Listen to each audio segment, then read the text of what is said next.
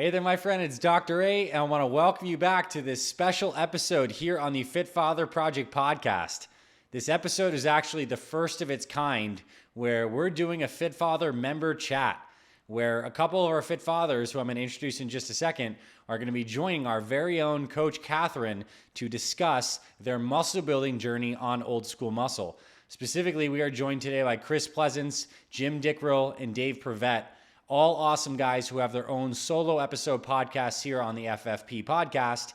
Today, though, we want to do something fun and do a new episode type where basically we do a roundtable discussion about all things old school muscle. And these guys get into some amazing stuff. Proper nutrition for muscle building, some mistakes they made when they started off training, like lifting with ego instead of form, ways to do progressive resistance, and just how old school muscle and the muscle building after 40 kind of fits into this overall Fit Father journey. But above all, this is an episode that really kicks off this whole new type where we want to bring on members from our brotherhood to share all this collective wisdom, to hang out and have a good time.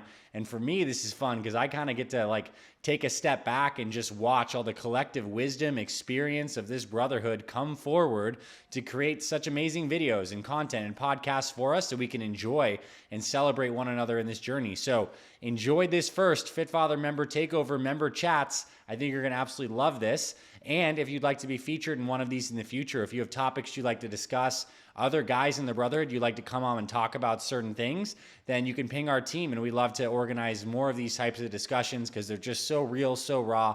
Thank you for our first group of guys who've come on for these member chats, and enjoy today's episode. All right. I am Kat. I am an accountability coach here at the Fit Father Project, if I haven't been able to meet you yet. And today is a super exciting podcast episode. It's the first of its kind. We have decided to bring in 3 members to help answer questions that have come in from members. So it's a complete Fit Father Project member takeover, which is really exciting. Let's just jump right in. We have 3 awesome Fit Father members here. They all have their own podcast, and we will link that below. So if you'd like to go learn more about their stories, you can read that. But they're going to do a quick introduction, starting with Chris. Okay. Hi, everybody. My name is Chris Pleasance. I've been a Fit Father member for almost 4 years now. I'm a father of 2, graphic designer by trade, and I'm just super happy to be here today. And Chris, let us know where you're from and how old you are for people who haven't listened to your story yet. I am 47 years young, just the other day, so I'm still getting used to that, getting older and all that. And I live in Manitoba, Canada, so right in the middle of the continent. Actually, I believe Winnipeg, which is a city that's quite close to me, is often considered to be like the geographic center of North America. So there we go. If you don't get anything else out of the podcast, we will have that random fact, which is great. It's a win already. Perfect. Awesome. Well, let's jump to Dave now. Thank you. Hey, everybody. I'm Dave Prevette. I am staring at 48 here in a couple of weeks, and proud father of 4. Husband of beautiful wife Jennifer. We live in Blacksburg, Virginia, Blue Ridge Mountains. We love it here. It's a great town to raise a family. That's a great town to work, and have been a member of the Fit Father community for just over a year now. So great experience, unexpected, just joys of getting to meet other guys and bounce ideas off of, learn a lot from, and get back in shape. So thanks for having me. Wonderful. And certainly not least, even though he's coming up last, we have Jim. I'm Jim Dickrell. First of all, thank you for having me on here. Not only having me on here, but having me with 2 other awesome Fit Fathers, which is fantastic. I am from Appleton, Wisconsin, which is kind of between Green Bay and Milwaukee. I've been on Fit Father for approximately a year and a half, and I am now got 1 more month to go, and I'll finish the old school muscle regime. Went through the whole FFX. Absolutely love that. Let's see. I have 2 adult daughters, and I am a proud grandpa to 2 grandsons, which I absolutely love. So if you want to hear more about that, or just check out some of my posts, you probably see some of my grandsons. But no, this is super cool, and I can't wait for this conversation. Awesome. Well, let's just jump right in. So we'll do a quick background on the Fit Father programs. We have our two main flagships. We have the FF30X route, which is going to be focused on fat loss. Then we have our old school muscle route, which is going to be focused on muscle gain. And members are typically between 15 to 20% body fat when they jump into that plan. So all three of you started or at some point have done the FF30X program and then made that transition. And one of the biggest questions we get from members is, how do you know when you're ready? So I was wondering if we could just start there. How did you know you were ready to jump into old school muscle? And what kind of kick it off? Dave, do you want to kick us off with how you knew? I'll give it a shot. It was sort of a combination of knowing sort of statistics that you look for and trends. There's that elusive 15% body fat goal that a lot of guys talk about. There's also just that interest and drive that and the confidence that you build that also has to be there, I think. So, for me, I didn't go through the more sort of technically savvy scans that you can get to determine that number. I bounced ideas off of Ben, head trainer, and Ben said, "Yeah, Dave, you're absolutely ready. Don't even second guess yourself. I know what you've been through, and I know how disciplined you are, and what it's taken you to get where you are." So I sent him some photos. I pinched myself a few times and said, "Yeah, let's just jump in." So here we are, and so it was. It wasn't a direct transition. In other words, I didn't wake up one day out of the FF30X and say, "Okay, tomorrow I'm starting, the OSM program."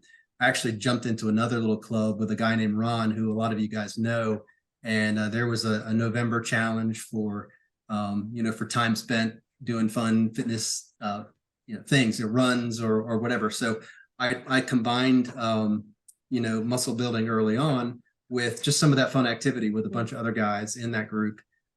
Just had a blast doing some hiking, doing a lot of things with my family. My whole family ran a 5K. And so through the holidays, it was just kind of a nice way to come up for air before getting more serious again about the next program. So it wasn't super clean, but it was a great transition. I think it gave me rest mentally and physically to be able to make that transition. Absolutely. Yeah. Is that story similar for either of you? Did you both make a quick transition, or did you kind of take a rest or like a slower transition into the other? I'm a bit of an anomaly in the group because I started on OSM. So, and I've been almost perpetually on OSM for the last 4 years. I did do 1 month of FF30X as a cut.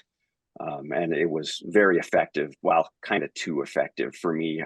I'm just one of those guys that's got the weird metabolism. So putting on muscle is hard and losing is easy. And actually getting my body fat percentage very low is not that easy for me, but I don't have to pull much and I will lose a ton of weight very quickly. And most of it's muscle, like it just goes. So I have to work hard to stay at a reasonable weight. that involves a lot of eating. It's kind of exhausting sometimes. So when you found the program, you were immediately looking for something to gain weight and build muscle. And that's how you knew to go to old school muscle? Well, yeah, pretty much. I was generally just looking to get back into strength training because I used to do it years ago and it was something that I enjoyed. And I learned so much in the process of going into old school muscle. And like, I think I started old school muscle and then I think it took me, I don't know, like a year or something to gain like 2 pounds or it was ridiculous, but I gained a ton of strength, right? So I actually leaned down and gained muscle at the same time. It was now I'm way past that point. So gaining anything is a challenge, and it's even worse if you have the kind of metabolism that I do.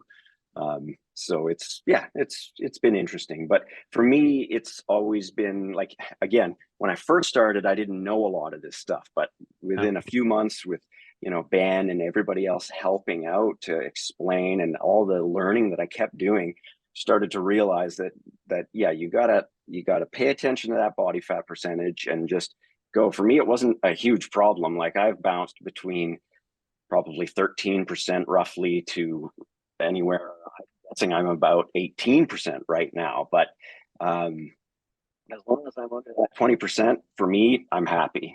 For me, having the cut abs, I mean, yes, it absolutely looks great, but I'm not sure that that's not my primary goal. My primary goal is to keep my muscle mass up and to try to get stronger. So that's what keeps me going. So once I get like after this winter, I went very hard on trying to gain, and I gained about 10 pounds in 6 months, and I was all the time. It was very difficult to do.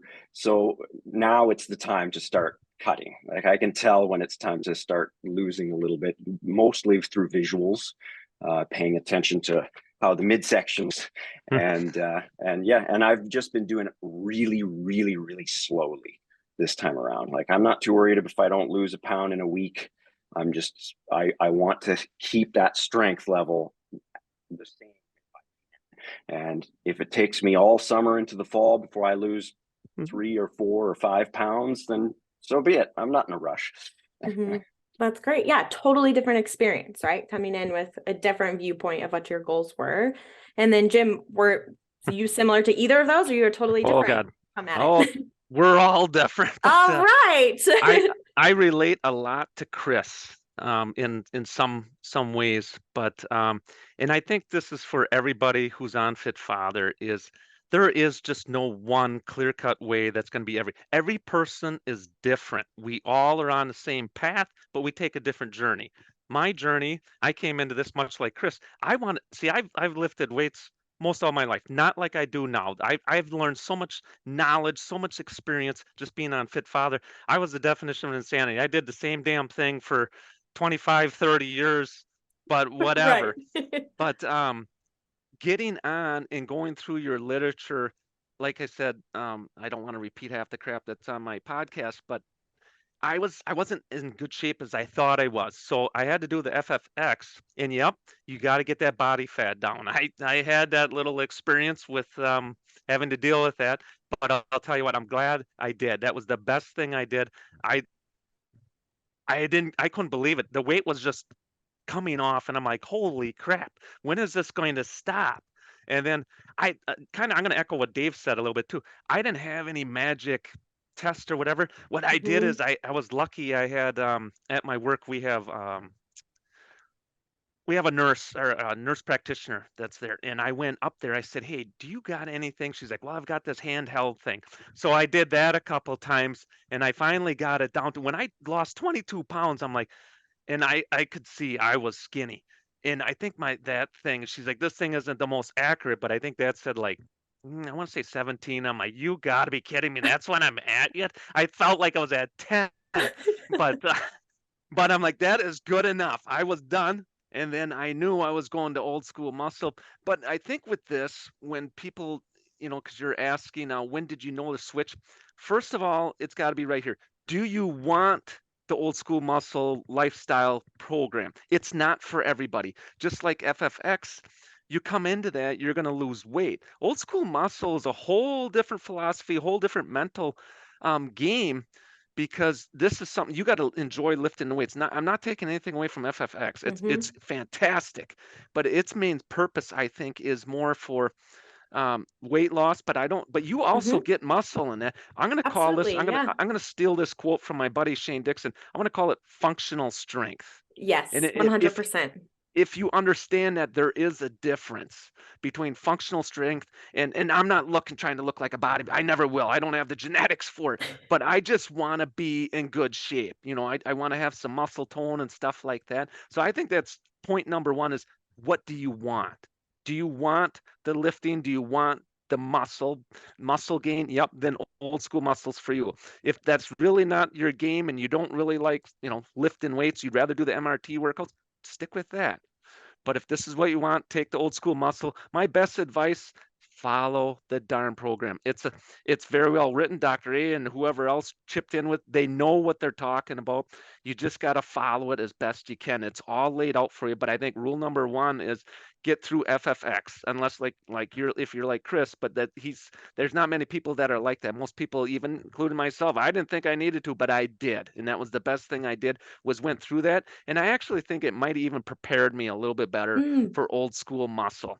That's how I look at it, that's when you know you're ready. But I really think that body fat composition is probably pretty critical, because I think it's even in the literature, you won't notice it as much if you come in with too high of a body fat. It'll be kind of like at the point I'm at now.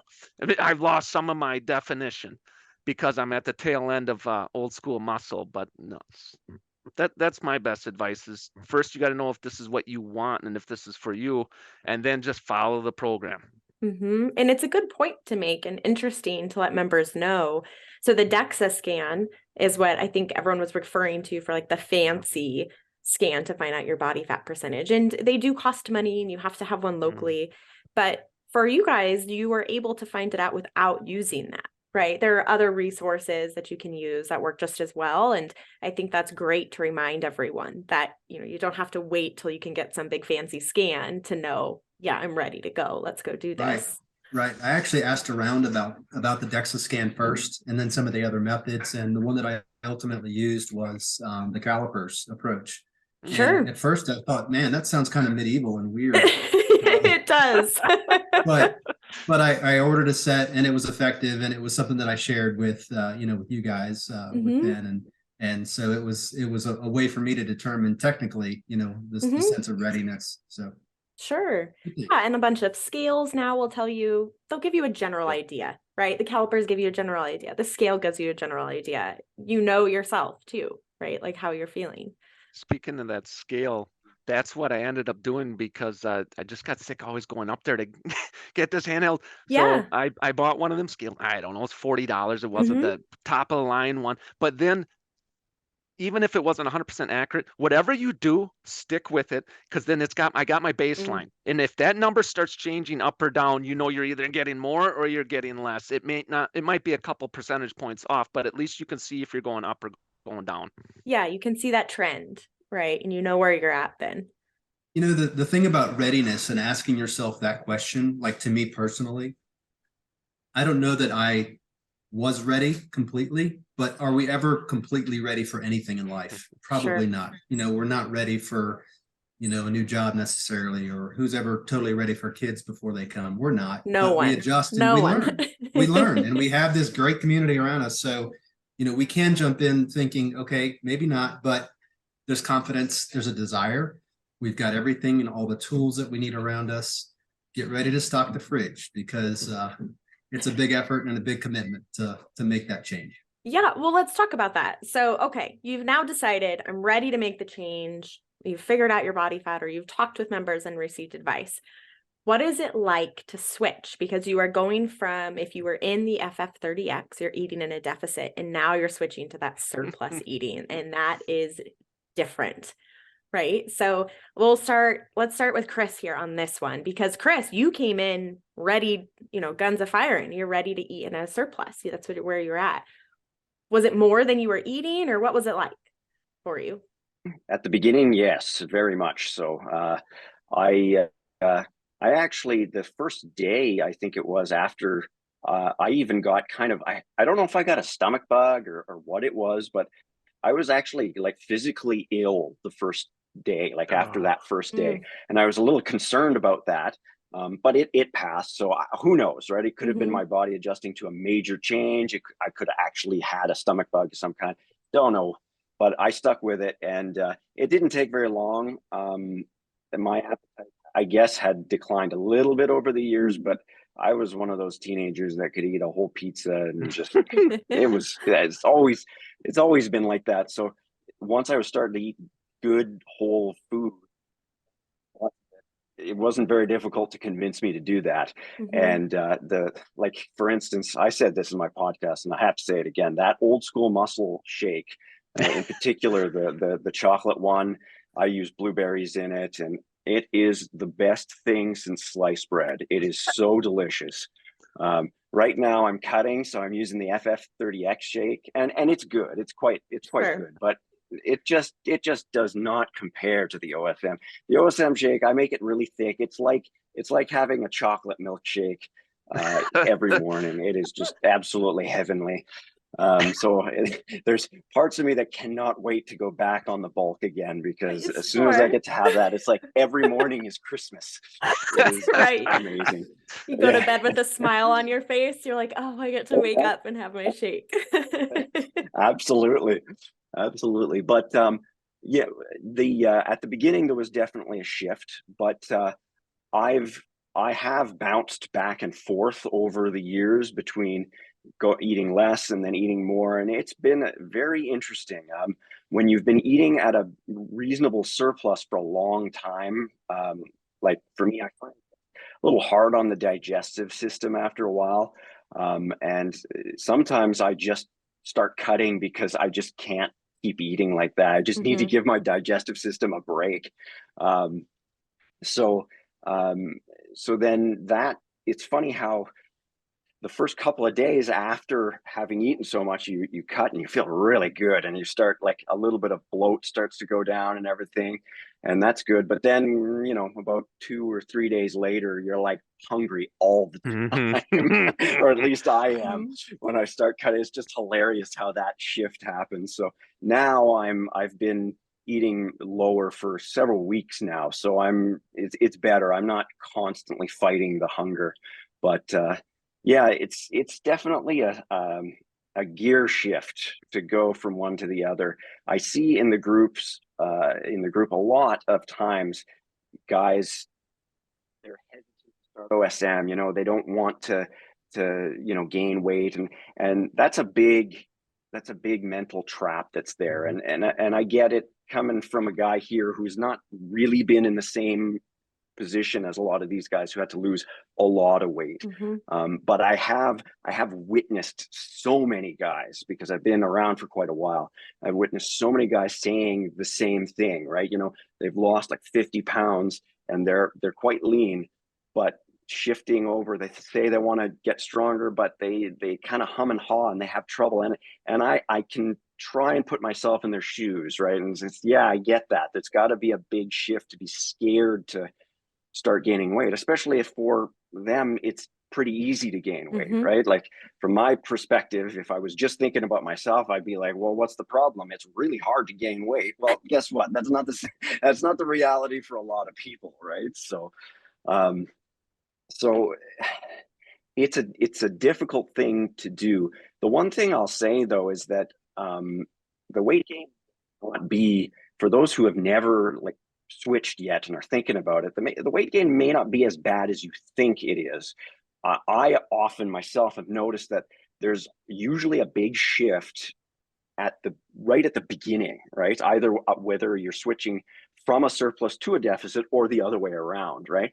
And for me, most of the weight gain or loss is actually just extra food in your system, right? So that first week or so, if I start cutting, I could lose like 5 pounds in the week, but I probably didn't lose any fat at all, right? It's just my digestive system is no longer full of all that extra food, and vice versa. So some guys will panic when they switch and like, oh man, I gained a whole bunch of weight. And it's like, well, it's only been 6 days. Like, just don't worry about it. The body doesn't, some people gain weight fairly fast, but not that fast. Yeah, right. So, but it's a great point you're bringing up of that mental piece, that can be a huge challenge, right? And a hurdle to overcome. Dave or Jim, did either of you experience that? Because you both had lost weight and then are going into surplus. Yeah. So, back last year, I reached a phenomenal goal. I lost 33 pounds.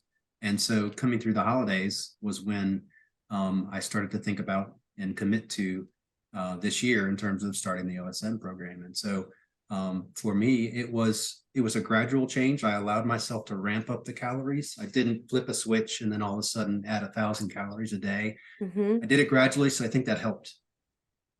So there was some time in there to incorporate a broader nutrition plan.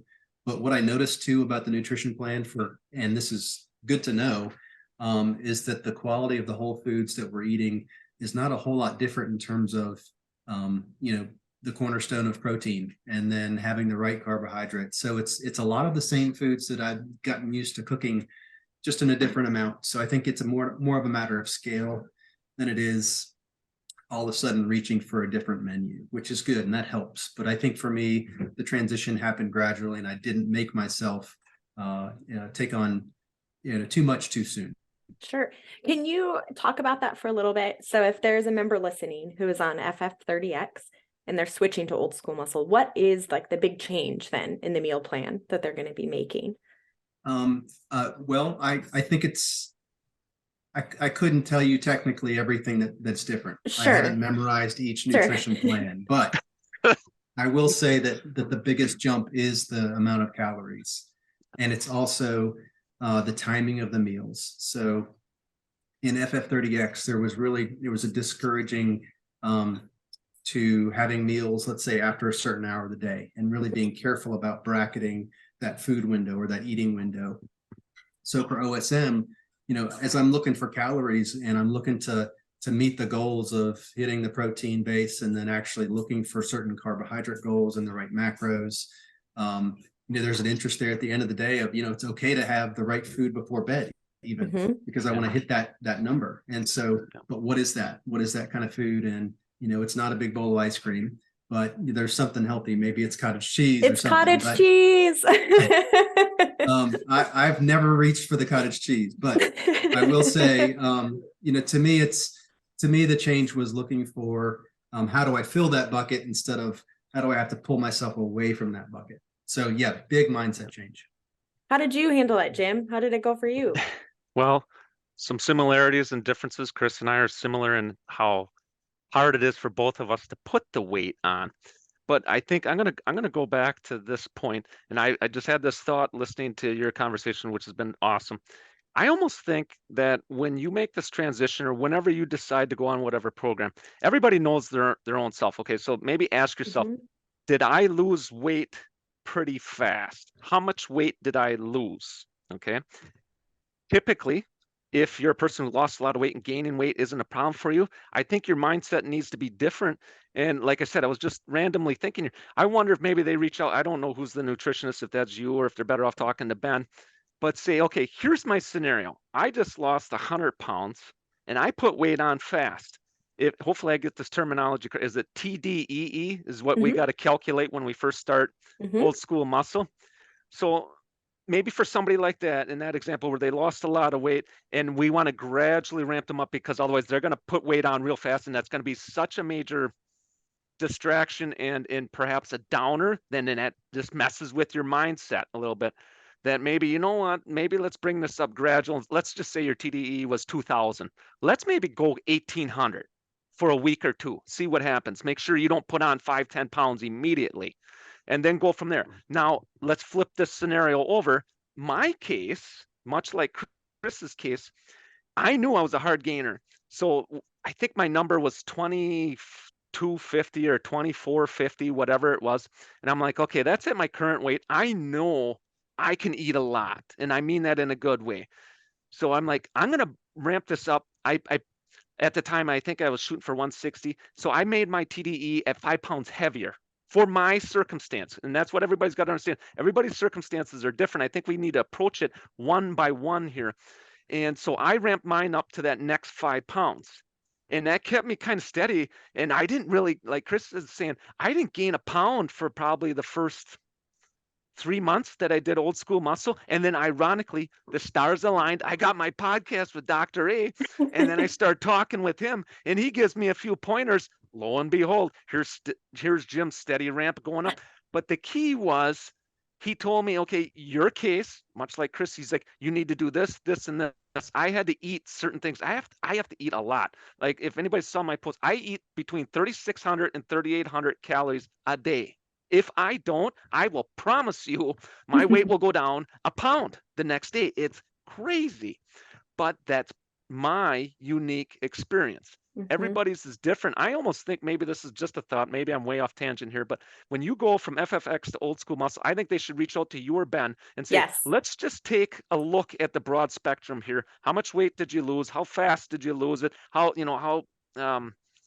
what your specific scenario was, and maybe that's the way we should approach this, because it's not a Absolutely. cookie cutter thing that it's one size fits all. It's a general idea. Yeah, and what's kind of beautiful about today's talk is I know that all three of you are in constant communication with Ben, you're talking with myself, the rest of our team, which is what's so beautiful about this is like you can make the move over to Old School Muscle and you're not alone. It's not like, oh my goodness, I have to figure out how to do this on my own. There's always someone to help you to be there and do it with you too, right? Which is awesome. That's Gives the that cool comfort. thing. Is I've just noticed recently, I've seen a few more guys coming on with Old School Muscle, and I'm like, hey, this is awesome. Otherwise, there was a handful of guys, at least me personally, that I noticed. So now it's really cool to see. I've seen a couple other guys' names come up. Hey, we're just starting Old School Muscle. This is week 1, and I think that's awesome. I think it's really neat to see that. You know, part of the gaining weight piece that makes Old School Muscle so intense is that your workout intensity has to be high. Right. So when you were mentioning the food that you're eating and slowly ramping in, it's a completely different set of workouts, right, than FF30X. And it's a different gauge, right? So how did you guys figure out to make sure you were putting in the correct intensity? Because you've upped your calories, and if you up your calories, even though it's whole foods, if your workout intensity isn't high, you're not gaining muscle mass, right? You risk putting on fat. So I know this is a difficult spot for members and what they ask us, where do I start? You know, what's that starting point? Jim, do you want to explain to us for how you started and how you found out that Sure. intensity? Okay. I got to practice what I preach, and that is slow and controlled motions, form over weight. I can tell you, I will be honest. When I first started Old School Muscle, I had deja vu of my high school days. I'm like, yeah, I'm going to be putting up these numbers and these weights. That was cardinal mistake number 1.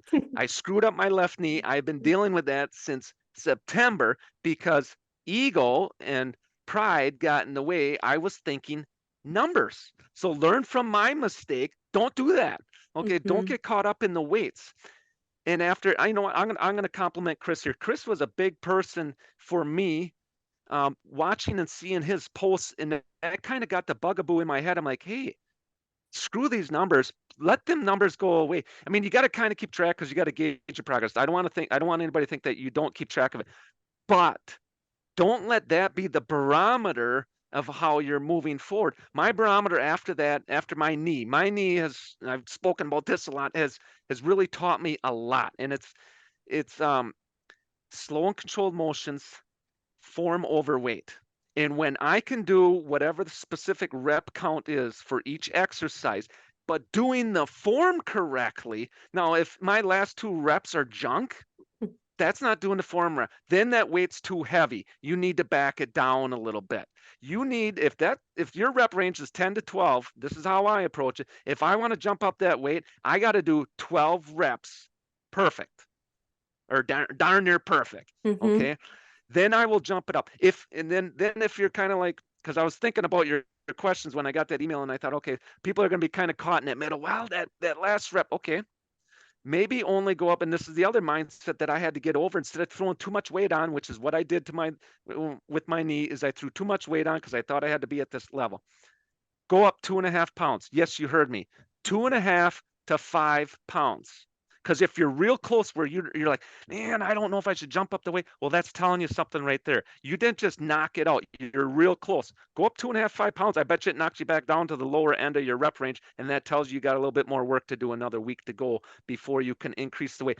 You got to let go of this mindset, the pride and the ego. You cannot let that get in the way. I did in the beginning. Now I'm over it. I'm smarter now. I'm a grandpa. I'm finally getting the wisdom is coming back in. I'm doing much better with that. That grandpa wisdom, it's real, right? It is.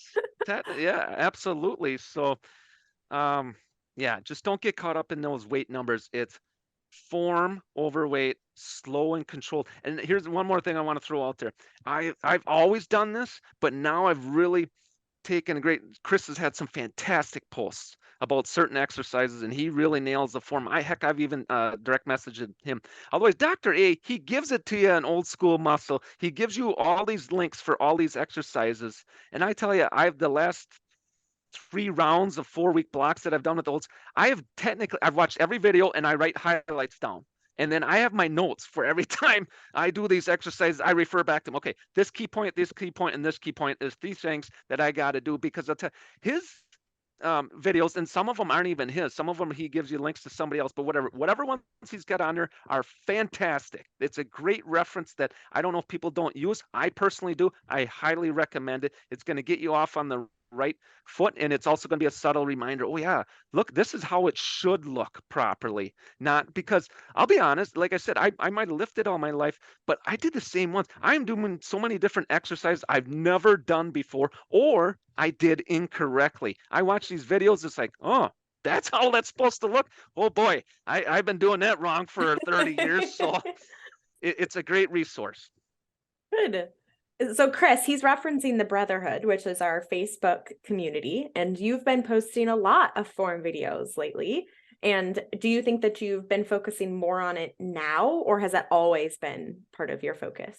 But I wouldn't necessarily say that I was focused on doing it great. This is something that I learned over time. I was always focused on trying to do the form correctly. So when I first started out, I watched all of Dr. A's videos and everything, and as the months and years went by, my form in certain exercises would get worse without me realizing it. I call it like drifting, right? It kind of drifts off, and so I've learned that I need to revisit things. And I mean, still to this day, I'm still learning and perfecting form. As an example, the deadlift, which seems like a fairly simple exercise, is full of nuance that is, you just can't get it from watching a video, right? And it's taken me years, literally, to correct my form on the deadlift to the point where I'm fairly confident with it now. And not to say I wasn't confident before, I was just confidently wrong. So you you just have to continue to critique yourself. Actually, in terms of form, one of the most useful things that I started doing was I started videotaping myself, usually from the side, for the more complex motions, right? So squats, deadlifts, big motions that involve most of the picture, right? They tend to be the ones that you can slowly and methodically introduce mistakes into as time goes by, right? So if you watch your form, even if you don't necessarily video like every set, but maybe you just video one set every week or something, just to make sure that things look okay, like then you watch that set and you say, okay, well, on the last 2 reps, my low back is starting to round, right? That's probably not a good thing. We're going to have to watch for that. Or, and I found, like, actually just recently, I found a lot of mistakes that people do with the deadlift is they get their hips really low, right? And it almost turns into more of a squatting type motion. Their quads really get engaged, but the deadlift is supposed to be more of a hinging motion. But what I have learned is that, and all through trial and error, is that there is this sweet spot there, and it's probably slightly different for every person because yes, our absolutely. anatomies are different, right? So for myself, I found myself, if I have my back at a certain angle and my butt at a certain angle, and I pull, it's like there's so much tension coming up the back, like the glutes and the quads, and I can feel something's not right, and I pull my butt down like just like maybe a half an inch or something, and then boom, all the power returns, right? And it's just like, so then I have to consciously think of getting myself into the right position, pull from there, and I'm not too low, and I'm not too high. It's like right at exactly where it should be. And that has literally taken years to figure out, just by trying it. Watching a video of it it's not enough to get the nuance that you need for some of these motions to really, they're a great starter. Dr. A's videos were all fantastic for that. But part of this whole journey is learning about your own body and where exactly it fits so that you can get the form right according to your own body. So that's one of the wonderful things. You're always learning. You're always learning something new. Like, and you can send in videos, and I know Chris takes his videos and puts it up and can get feedback from Ben, our head trainer. If you don't use Facebook, you can record yourself, email it into us, and we'll look at it too. The resources there of, well, I recorded myself, but I'm not sure I could pick out, what I'm doing wrong. We can help with that. Or one of you guys and everyone in the Brotherhood, everyone helps with that to try to teach that, right? So that you're not in the dark. There's someone who can say, maybe try this small tweak. And next thing you know, you're like, oh, that feels so much better. Did you notice, Dave, when you switched over from the FF30X workouts to the old school muscle, that there was any sort of mental game with the difference of those type of workouts? Because they're completely different, right, of what the workouts are. I'm glad you asked, and I'm glad you asked me because it was a tough one. Perfect. And once I finally put my finger on what it was that was bothering me, I think I was able to get some help and work through it. But for my whole life, I've related working out to sweating. And that was a big difference. So on FF30X, for me, it was sprinting around a track, trying to beat my best mile time or my best time in the 400, or go for a 10-mile run, or do the MRTs, and your body's literally covered with sweat. So I connect that with fitness. I connect that with everything. So I really missed that when I was going into OSM.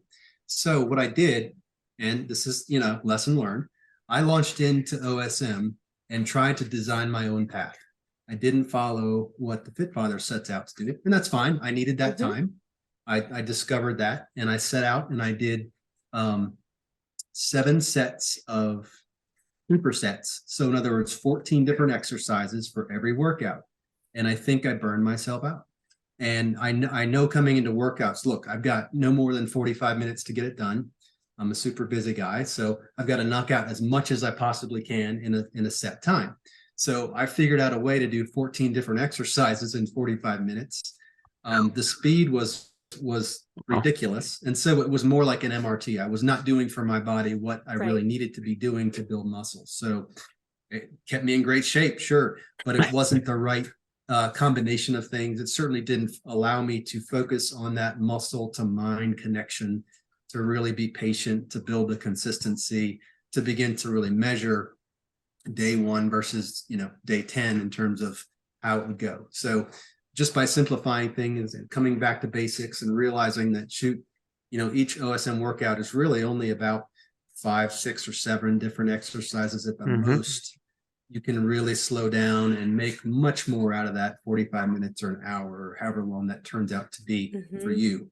I realized and discovered that I needed 2 minutes between each set for my body to recover and really maximize that next lift. So all a big learning process, but for me it was hard because I wasn't coming out sweating quite as much as I'm comfortable or used to or want to have. So. Right. You have to save your energy up to be able to lift something very heavy. Like you said there, you're going to take those longer breaks, which is completely different than what our brain is used to when you're in that fat loss mode, right? Of more of the HIIT and the MRT. So that's definitely a struggle. And it sounds like you managed, so you learned that it was too much, you switched into it, and have you been able to stay with that? Do you feel satisfied then at the end of your workouts, or are you still kind of missing it? No, I still miss it, and so I go out and I play men's basketball whenever I can, and that's how I sweat out the the stuff. So no, it's been fine. I've started to get the momentum that I need to on OSM. The results are there. I've packed on 15 pounds after just several months of work, and I'm proud of that. And it's not weight that I look at and feel bad about it all. I'm ready to keep going.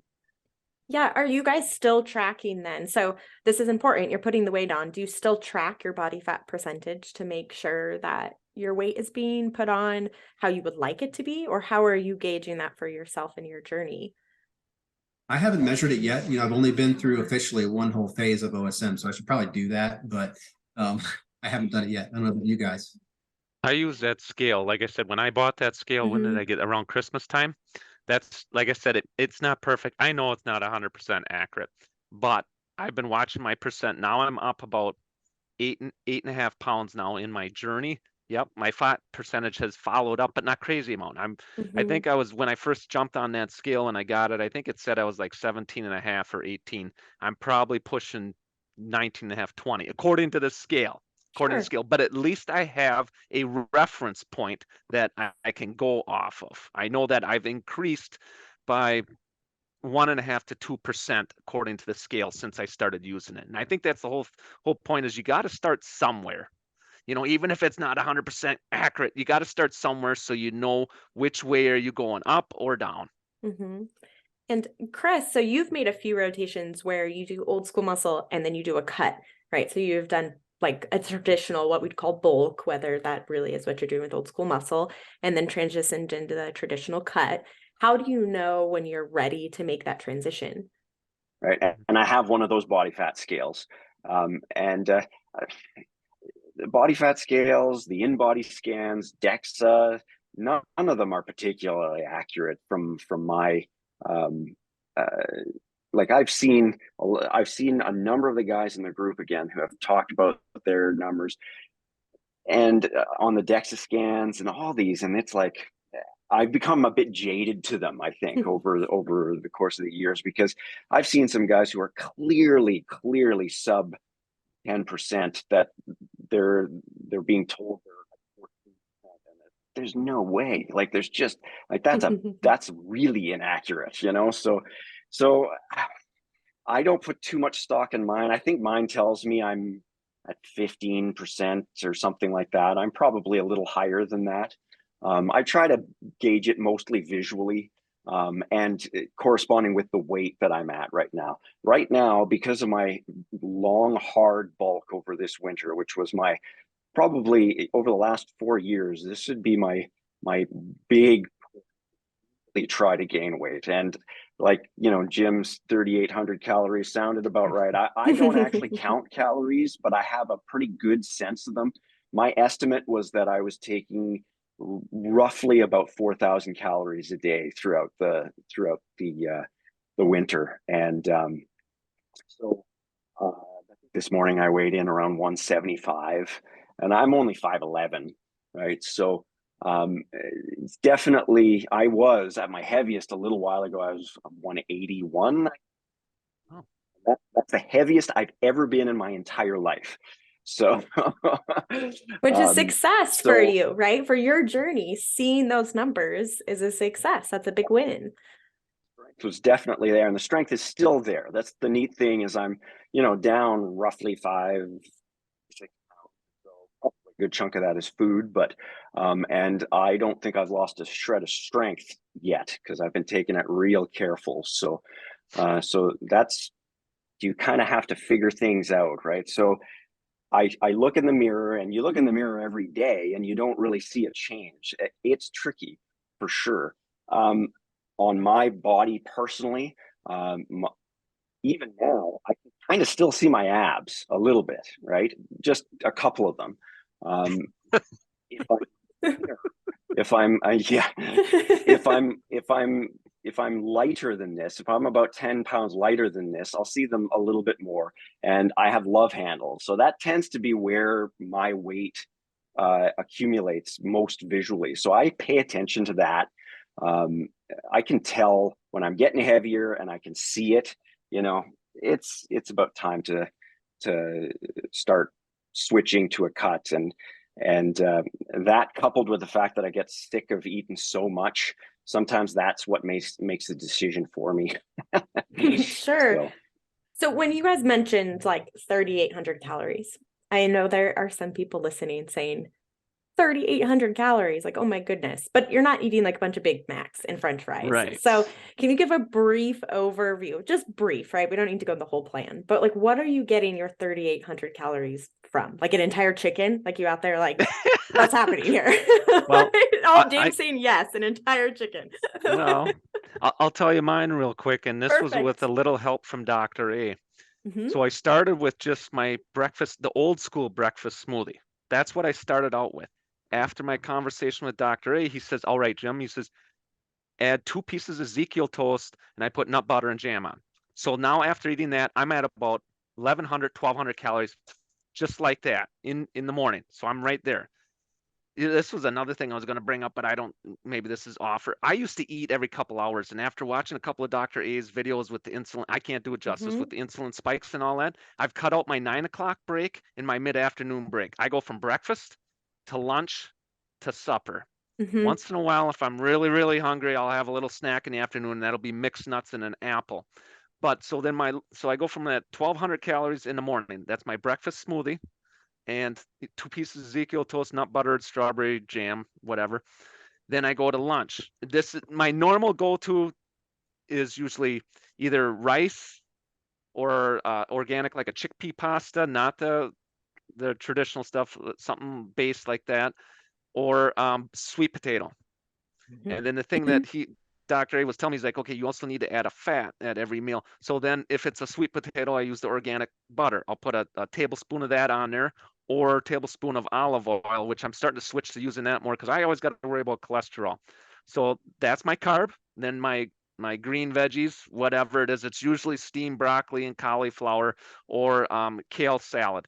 And then it's usually chicken breast. Now, do I deter from that a little bit? Once in a while, it might be chicken thighs, or maybe I have ground turkey, whatever. But just for an example, that is my usual lunch. Now, I've taken away that 3 o'clock snack, so then I eat my mixed nuts and my apple. That's all my lunch. Then I get to supper time, which actually now I get home from work. I work out after work. So then I do my workout, and I'm craving that dang post-workout smoothie. I want that actually before, but I don't. By when I get down to the last 2 sets of the day, I am so tempted to go right over there and start that blender up and screw the last 2 sets, but I don't because I can taste it. I just love that thing. But then I'll have my smoothie. Half an hour later, then it's like, okay, it's supper time because it's getting late for me. That's just how my schedule works, and that's just something I want to point out to everybody is you got to do what works for you. I'm an early bird, but I'm to the point I'm already getting up at 4:30. In the morning. I can't get up another hour and a half earlier than that to get my workout in. I wish I could. I'm up at 4:30. By 5:30, I'm out the door going to work. So I have to do my exercising when I get home. You got to do what works for you. There is no magic formula for that's going to be the same for everybody. So then I come home, work out, have that post-workout smoothie. That my post-workout smoothie, I'm sure we're all very similar, but I know mine's pretty much 650 calories. So then you get that. And then my supper is that. I'm a little bit more at my fiance's wishes here because she usually cooks the suppers, but she's really good about cooking healthy. She's definitely bought into that. But we're at the mercy of Pinterest because I'm like, okay, what are the macros on this? And I'll look up Pinterest. Sometimes I punch in the recipe, it shows up on my app. Sometimes it doesn't. It's like, okay, I'll pick this one. And I punch it in. And then at nighttime, most of the time, if I didn't get there, I'm usually with everything that I've just stated, I'm usually dang close. If I need I'd say probably 75% of the time, then I have my before bed casein thing. And get this, I think it was Dave that said the cottage cheese. I wasn't big on cottage cheese. Ben Sterling, I'm going to give this little tip that you gave me. I put a little stevia, like half a stevia packet on it, just to sweeten it up a little bit to get some of that sour off, and buy good quality cottage cheese. Daisy makes a good one. But then I found this one at Costco, but unfortunately my Costco doesn't have it anymore. I think it was Good Cultured or whatever. It tasted really good, and I didn't even use stevia. I was like, wow. Shout out to Costco, bring it back. Yes. They actually make it in smaller packets. I just don't want to deal with it. So I buy the big bulk. I buy the big bulk Daisy, but otherwise I use Greek yogurt. And I got a shout out. Oh shoot, what was the guy's name? It was a podcast I heard him say this, and he said he puts a tablespoon of honey on. Brian Bohannon, or if I'm saying his name wrong, I apologize. I heard it on his podcast. I'm like, son of a gun, I'm gonna do Greek yogurt with that tablespoon of honey on it, and I pretty much alternate between those two. That's my before I go to bed thing, and that I'm usually between 3,800 calories. So and are you just tracking calories, or when you're looking at your app, are you trying to stay with certain macros that you're I'm well, I don't even have to try anymore because it's so routine for me. Sure. I'm sorry, I got to look at that. I don't even know the name of that. My Fitness Pal. Sure, which is great for anyone who's looking for some place to track. MyFitnessPal or Lose It, I think, are probably the two biggest apps that most of the guys on the program use. I thought about going over because when I talked to Dave, I was almost close. I'm like, I got so much history built up in this because a lot of times if you punch in certain things, it just automatically populates. I haven't made a switch yet or paid for the paid prescription, but that tells you all my macros. Like I said, I think I just posted that I'm always 200 plus for protein. My weight is right now 168, so I'm well over that. And because of having to put this healthy carb in, and my choices are either rice, sweet potato, or Ezekiel toast. That's my healthy carb. It's not crap carbs. It's my healthy carb. Every meal I have that with a healthy fat, even if that's olive oil, organic, natural butter, or I've been doing, you know what I did lately now is I've gotten bulk things of avocados because I cannot time the peak ripeness of an avocado, getting it in when I need it. So I bought like a bulk of them. I chopped them all up. I threw them in the freezer. And now I'm good to go. So then I just take a handful of that. Yes, exactly. And I take a handful of that. I've been throwing that in my smoothie for my healthy fat. So my numbers, I don't even know what my numbers should be, but my numbers have been consistent. I know, like I said, 200 for protein, 400 plus for carbs, and 125 for fats. Most people are like, holy cow, that's insane. But that's what's working for me. Yeah. And Dave, are you eating something similar, or is your plan completely different then for your food? No, I mean, I think my one of the good parts and the easier parts is that I'm consistent in terms of thinking about protein as the cornerstone, and experimenting with different ways to find it first, but then building in healthy carbohydrates and fats, and stay consistent with veggies as much as I can, and look for ways to prepare. That's the big word, is preparation and consistency. And we are all very busy people, with families, with loved ones, with busy jobs. It's easy to let a day to wake up in the morning and not feel ready. And so if you make the dash out the door and maybe don't have it with you, or know where you're going is going to have healthy food, it can be tough. It can be very challenging. So to me, it's preparation. To me, there's a broad menu of ways to get enough calories, but get the right calories. So my numbers are not as high as these other guys. I'm not quite the hard gainer. I can gain weight with, let's say 2,600 or so calories, pretty successfully. And that's good. I do have some favorites. It's funny, as a family, we're trying to move away from sugary cereals in the morning for all of us. And that's an easy way to get junk calories, right? Yeah. So this year, for the first time, we have slowly replaced cereal with oatmeal every morning. So I love it because I can get a quick 800 calorie breakfast, which is, last year was probably too much, but this year is perfect because it's eggs. It's, there's oatmeal. If I want to combine that with a shake, sometimes I do that.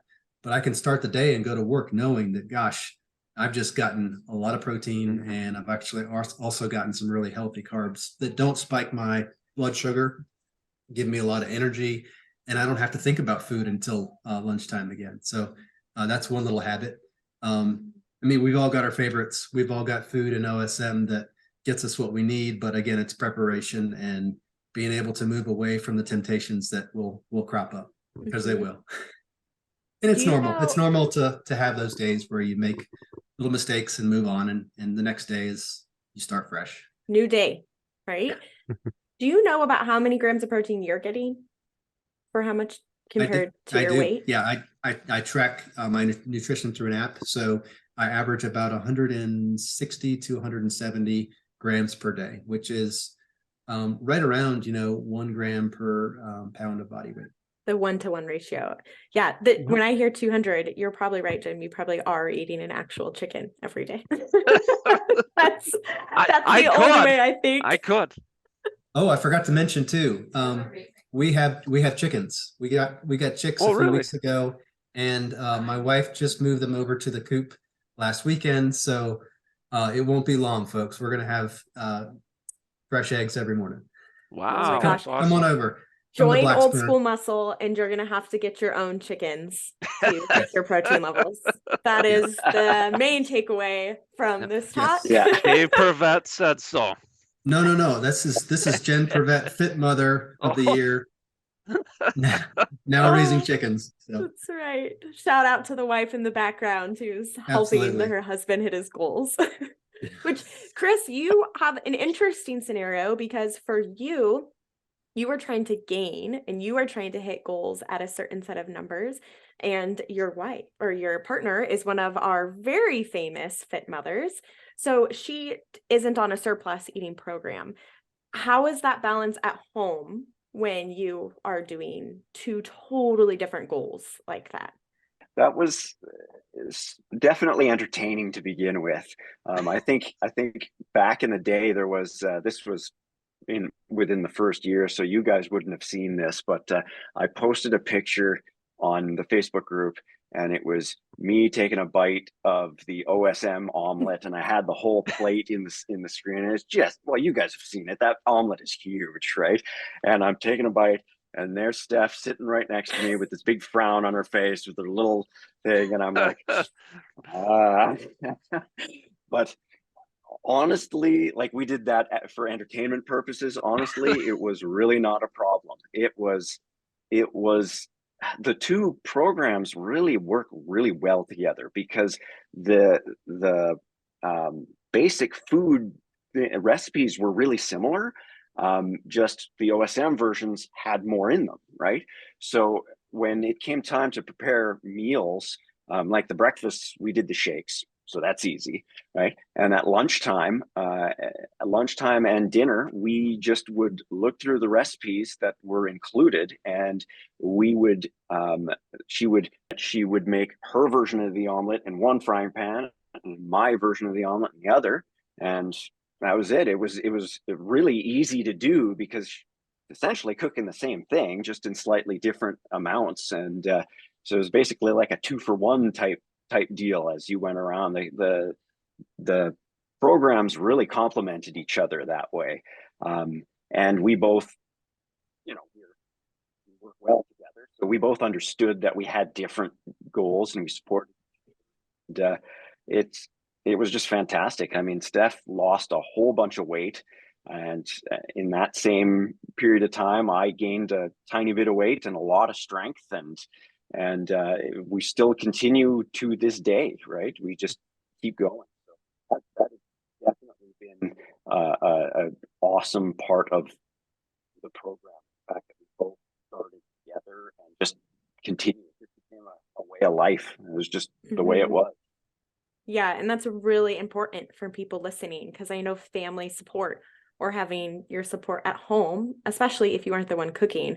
I'm the other way. I don't cook. So my husband, bless him, is making meals. And so that communication and knowing that old school muscle and the FF30X or the FM, which is our Fit Mother 30X, can work together so easily.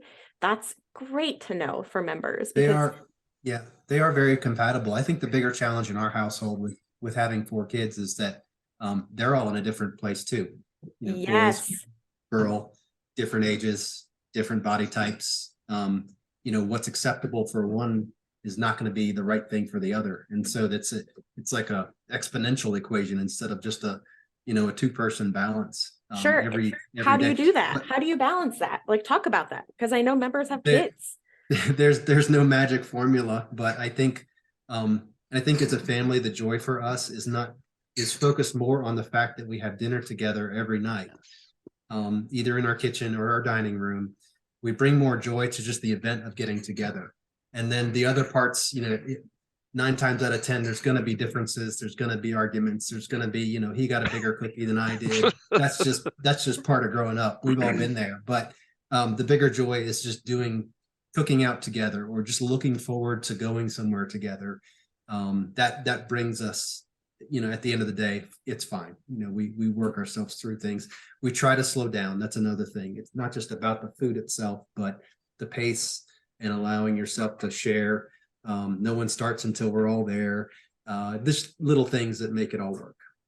I love that, because food is more than just energy, right? It is. Food is energy, and it's helping us reach goals, but it is also a bonding experience, right? And it's important. And those are great tips to bring up, that just being present with one another together. And whether you're all eating different meals because you have a picky 2-year-old and you're eating something different, or if it's because you have different goals, it doesn't matter. You're all at the table. Yeah. And that's a beautiful, beautiful sentiment to really drive home. Jim, you have grandchildren. Yes, I do. So for you, you have multi-generations now that are coming to tables and get-togethers. How do you handle get-togethers? Is it an off day, or do you stick strictly to your meal plan? Good question. We try to stick. I mean, once in a while, when you're having something like that, you're at the mercy of the situation. And again, I've heard this phrase so many times, whether you're on FFX or old school, give yourself some grace. Okay. So like if actually the other day, my son-in-law's birthday is today, ironically, but we kind of celebrated it on Saturday. Trish and I went over there. We watched my grandkids, so my daughter Kinley and Adam could go have a night out or whatever. So Trisha made a nice healthy chicken enchilada dish off Pinterest, of course. And then we brought over some salad and stuff. We had that. Now my youngest grandson, he's 5 months right now. He's not to the point of eating yet. We're gonna get there. We'll get there.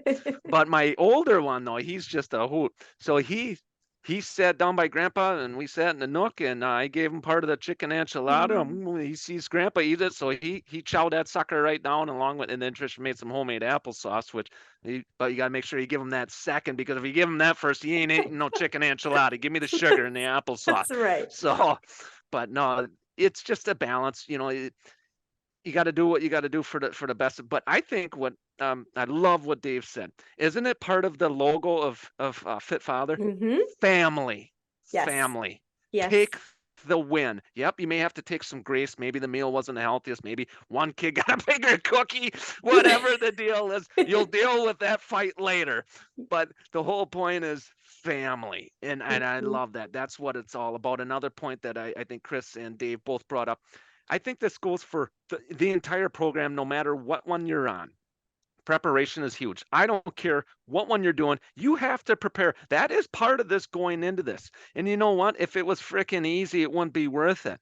Everything is going to be a little bit of a challenge. Yeah, it's going to be some time and effort, but I'm going to tell you, you're going to love the results. You're going to love the way you look if you follow this and everything works. So you just got to budget that time, and it doesn't happen overnight. It's like a habit, right? What do they say? 14, 21 days. It just takes a certain amount of time before it starts clicking. And when I was listening to Chris too, when he was talking about exercise, I thought that was a great point with all the forms and stuff. And by the way, I picked up several form points from Chris, and that the deadlifts was one of them. I didn't do deadlifts before until I had conversations with that gentleman. Thank you very much for that. But this exercise, whether you're on the MRTs or old school muscle, think about this.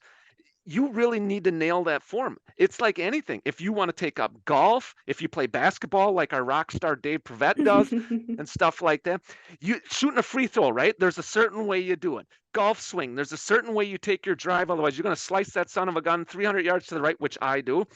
Or whatever thing you do, there's always a form part of the element that's part of it. You need to pay attention to that. Otherwise, if you're going to do it half-ass, you're going to get half-butt results, right? So that's a big point. Family, preparation, form. There we go. I mean, maybe that's what we rename old school muscle. I don't know. It sounds solid. Like absolutely solid. I think this has been wonderful. What was that, Chris? Family form, and what was the preparation? There you go, FFP. There it is. Chris comes in strong, our marketing media graphic designer. This has been wonderful talking with all of you. I did want to do one time around to see if there was any last words of wisdom you'd like to give someone who's thinking about old school muscle and who has listened to this conversation. We'll go backwards. We'll start with Jim this time. I know. Put you on the spot. Put you on the spot. Let's see. My best advice, and I wouldn't be to this point, and like I said on my podcast, I'm kind of a private person, but I love the brotherhood. Yes, you heard me. I love the Facebook brother. If you would have talked to me 2 years ago, I'm like, if somebody would have told me I had to join that in order, I wouldn't have did it. Seriously, Mhm. I probably wouldn't have signed up for it because I was not a social media person. I absolutely love it, and it is vital. I kid you not. You don't have to post anything. Seriously, but you can gain so much by reading other people's. Now, that doesn't mean you're learning, but we are there to complement each other. We are there to help each other up when we fall down. That brotherhood is a difference maker. That is so huge. So I'm going to highly recommend you do that. Just take it one day at a time. Reach out, use this brotherhood as a tool. It's a valuable resource. Don't be afraid to put your again, check your ego at the door. Let that pride. If you're ask for help, ask, hey, what do you think? I have done that so much lately. I mean, in the beginning, I started with Chris, might have been my first with Chris and Shane Dixon, and now I've reached out to Stuart Taylor, and he's been very informative on some of the stuff pointers he's given me because he's been doing old school muscle for a long time, like Chris has. And there's so many good resources out there, and that's what I love about this is we're such a close knit family because everybody's like minded. As soon as I understood that, man, my progression just went like that because this motivates me. Yeah, I can't believe Mhm. how much I look forward to hearing and seeing other people's stories. I get jacked up just reading somebody else's things. Oh, that's awesome. Did you see Yes. that guy? He did that, or you feel really bad like when Dave put his thing under, they rolled his ankle. I'm like, oh man, this sucks. I felt his pain literally, but now he's bounced back from that. But there's so many great things that come about that is such a valuable resource, and it's a great community, and it works. The program works. You just got to follow it. Just enjoy the process, enjoy the ride. Don't get caught up with the results right away. It will happen if you do it. It's perfect. I second that. The brotherhood is such a unique place. I think there are so many Facebook groups that you go on and there's egos that, like you said, they Yes. aren't checked at the door, but somehow it's a group of members who are all there to just support each other and learn from each other. And there's no egos. You can say, I'm restarting, and you'll have 50 people immediately saying, welcome back. Like, we're happy to have you. Right. Like, Right. it's just such a supportive community. I 100% cannot echo that enough. I 100% agree. Such a great reminder. All right, Dave, what are your parting gifts for us here? Oh, I don't know. I feel like I have so much to go. We could talk all night about this because it's a great experience. It's a good commitment. I will say that life is going to happen.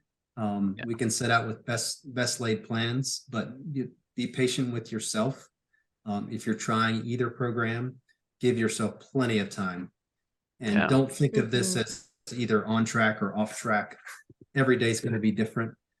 Try to think long term. Try to think, gosh, it's a miracle that we're all here. Life is a gift, and we can make the most of every day. So I know that sounds really like a Hallmark card or something, but when it comes to this process, seeing change in our bodies and our minds takes a long time. If we have some picture up in our mind about how we're going to turn things around overnight, it's not going to happen. We can change our attitudes very quickly, and we can deeply commit to something long term. But that takes a daily walk, and it takes really a longer commitment to see it through. So be patient with yourself, but stay committed. I love it. You got to stay committed and look at that big picture, right? You're here for a lifelong journey of health.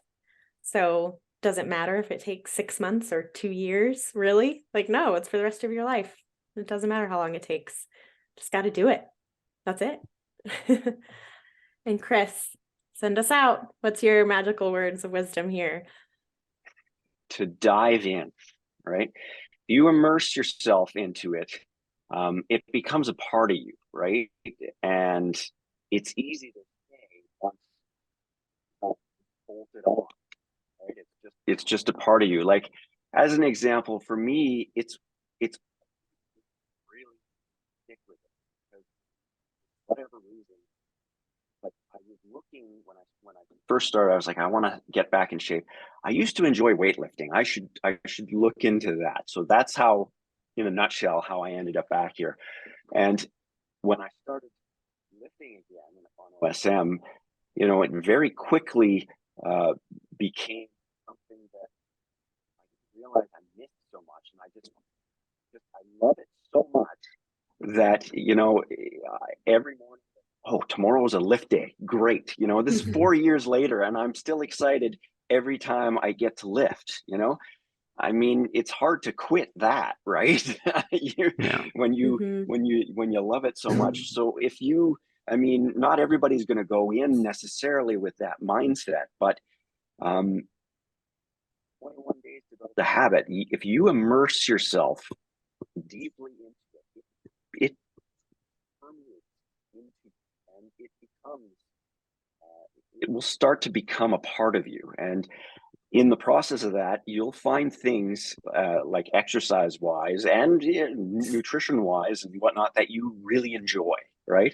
And remember those things, like prioritize those things, go after the things that you like, because those are easy. Like if you like, Yeah, it's supposed to be fun, right? We're all here for fun. So you have to enjoy what you're picking to be your journey. This has been amazing. It's such an honor to sit with you three superstars. And I really mean that. You are three of our Fit Father superstars. I know this advice is going to help members out there to continue to be successful. So thank you for spending time with us. If anyone has any questions, you can send them in to support@fitfatherproject.com, and our team will help answer them or help you get paired up with someone on the Brotherhood who can help and give you some advice too. And we're out. Thanks, guys.